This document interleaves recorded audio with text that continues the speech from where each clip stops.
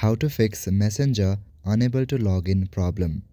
Hello everyone, in this video I'm gonna show you how you can fix the problem of login in Messenger. Firstly, open App Store on your device and search for Messenger app.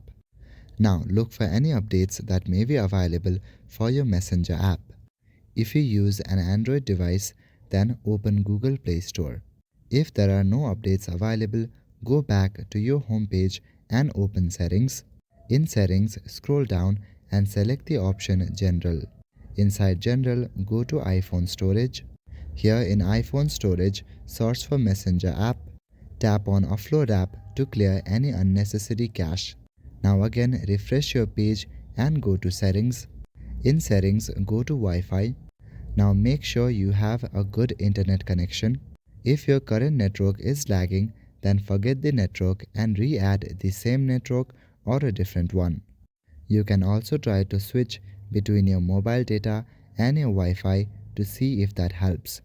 Now open the Messenger app and try to log in again. If the problem is still arising, then restart your device, or you can even reinstall the Messenger app. So that is it for this video. I will see you in the next one. Thank you.